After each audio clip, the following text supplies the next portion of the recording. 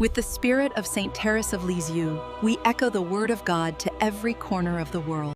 Christ में प्रिय भाइयों और बहनों, हम सबके अंदर एक जैसी एक इच्छा छिपी हुई है। मुझे एक महान जीवन चाहिए। मेरा जीवन किसी दूसरे के जीवन को छूना चाहिए। मेरे कारण दुनिया में छोटा सा भी बदलाव होना चाहिए। ऐसी इच्छा, ये सिर्फ महत्वाकांक्षा नहीं है, ये ईश्वर द्वारा दी गई एक छोटी सी चिंगारी है। ईश्वर ने हमें साधारण जीवन गुजारने के लिए नहीं, उसकी महिमा को प्रतिबिंबित करने वाले अर्थपूर्ण जीवन के लिए बनाया है। लेकिन सवाल यह है, ईश्वर की नज़र में सच्ची महानता क्या है? मत्ती 23वें अध्याय में यीशु हमें सीधा जवाब देते हैं। वे शास्त्रियों और फरीसियों के ढोंग को उजागर करते हैं। भोजों में मुख्य स्थान, आराधनालयों में सबसे अच्छी सीट, रब्बी जैसे किताब से पुकारे जाना, ये सब उन्हें पसंद था। तब यीशु एक वाक्य में पूरी स्केल को पलट देते हैं। तुम में से जो सबसे बड़ा है वो तुम्हारा सेवक बने। जो खुद को ऊंचा करेगा वो नीचा किया जाएगा, जो खुद को नीचा करेगा वो ऊंचा किया जाएगा। मत्ती 23:11 और 12। ईश्वर के राज्य के अनुसार बड़ा बनना मतलब दूसरों के ऊपर चढ़कर बैठना नहीं, दूसरों के नीचे जाकर उन्हें ऊपर उठाना है। यही मानव पुत्र का तरीका है। मानव पुत्र सेवा करवाने नहीं, सेवा करने और बहुतों के लिए अपना जीवन फिरौती के रूप में देने आया है। मरकुस 10:45। इसे महसूस करने के लिए एक छोटी सी दृश्य की कल्पना कीजिए। एक बड़ा बाजार, भीड़, जाम, शोर, उसके बीच में एक छोटा सा बच्चा। माँ और पिता का हाथ छूट गया, रास्ता भटक गया, जेब में पैसे नहीं, आंखों से आंसू बह रहे। लोगों की भीड़ में मैं कुछ नहीं हूं जैसा महसूस हो रहा। सब व्यस्त, किसी के पास समय नहीं। तब एक व्यक्ति ही उसी भीड़ में से इस बच्चे को देखता है। चेहरा देखकर, काम से कठोर हाथ, साधारण कपड़े, लेकिन आंखों में करुणा। वो पास आता है, प्यार से पूछता है, घर कहाँ है? एक छोटा सा भोजन खरीद कर देता है। हमारे लिए तुच्छ लगने वाली मदद, लेकिन उस पल उस बच्चे के लिए वो जीवन बन जाती है। जिन्हें आना था वे आने तक बिना रुके साथ बैठा रहा। मदद पहुंचने पर वो वापस भीड़ में गुम हो गया। नाम कुछ नहीं पता, कौन था याद नहीं, लेकिन उस शोर भरे बाजार में एक साधारण सेवा ने एक बच्चे की गरिमा लौटा दी। सालों बाद भी वो कृतज्ञता अंदर टिकी रहती है। वो बाद में किसी दूसरे के लिए जो भी प्रेम का कार्य करेगा, उसमें उस अज्ञात अंकल का रंग होगा। यही विनम्र सेवा का तरीका है। प्रशंसा कुछ नहीं मिलती, लेकिन इसका तरंग प्रभाव बहुत बड़ा होता है। एक और कहानी अमेरिका के एक व्यापारी की। वो कर्ज में डूबा हुआ था। आखिर में हार मानने की तैयारी में एक पार्क में अकेला बैठा था। तब एक बुजुर्ग पास आया। उसने उसकी सारी परेशानियां शांतिपूर्वक सुनी। अंत में एक बड़ी राशि का एक चेक लिखा, एक प्रसिद्ध करोड़पति का नाम हस्ताक्षर करके दिया। इसे अपने पास रख लो। 1 साल बाद भी अगर तुम्हें जरूरत लगे तब जाकर कैश करो। तब तक बिना जरूरत के कष्ट उठाकर फिर प्रयास करो। व्यापारी घर गया, चेक लॉकर में रखा, कभी कैश नहीं किया। लेकिन एक बदलाव आया। वो उम्मीद खत्म हो गई थी, वो लौट आई। मुझे मदद मिल सकती है, ये विश्वास उसके अंदर नई हिम्मत दे गया।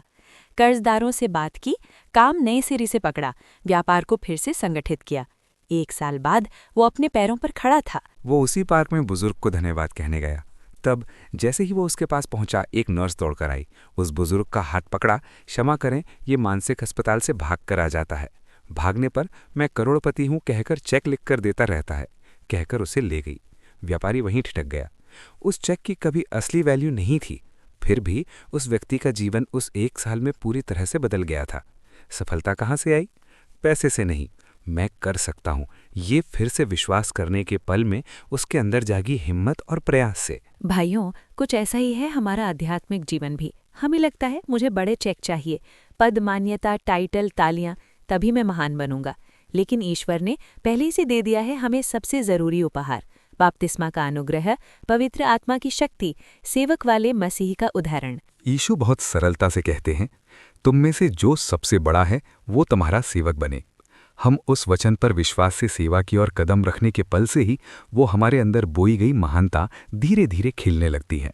संत इस रास्ते की पूरी तस्वीर दिखाने वाले हैं। उनमें से एक संत मैक्सिमिलियन कोल्बे। द्वितीय विश्व युद्ध में वे ऑश्विट्ज़ कैद में थे। 1941 के एक दिन एक कैदी के भागने की सजा के रूप में नाजी अधिकारी ने 10 लोगों को चुना, भूख से मारने के लिए। उनमें से एक फ्रांसिसिक गायोनोविक थे। वे बिलाप करने लगे, मेरी पत्नी, मेरे बच्चे। तब आश्चर्यजनक रास्ते से एक व्यक्ति लाइन से आगे आ गया। मैं कैथलिक पादरी हूं, इसके बदले मुझे जाने दे, संत मैक्सिमिलियन कोल्बे ने कहा। कमांडर ने सहमति दी। कोल्बे अन्य कैदियों के साथ भूख के बंकर में गए।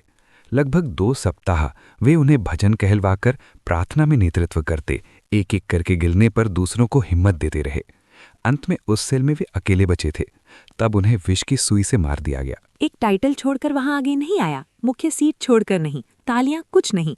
दूसरा जिए, इस सोच में उसने अपना जीवन सच में समर्पित कर दिया। दुनिया की गणना के कारण उसने सब खो दिया। ईश्वर की गणना के अनुसार वो कितना बड़ा, जो खुद को नीचा करेगा वो ऊंचा किया जाएगा। मत्ती 23:12। तो हम ये सेवक हृदय वाली महानता रोजमर्रा के छोटे जीवन में कैसे जीनी है? कुल मिलाकर पहले देखने की जगह हमारा परिवार, वहां महानता क्या होगी? मतलब थके हुए होने पर भी सुनने की सहनशीलता, गुस्सा बढ़ने पर जलकर न कहकर जीभ संभालने का फैसला, किसी को न देखते हुए छोटा काम चुपचाप करना। ऑफिस या स्कूल में महानता ऐसे भी दिख सकती है। दूसरे को चमकने का मौका देकर श्रेय नहीं छीनना, मूर्खता सुनने वाले की तरफ चुपचाप खड़े रहना, यहाँ कोई नहीं देख रहा फिर भी न्याय से काम करना।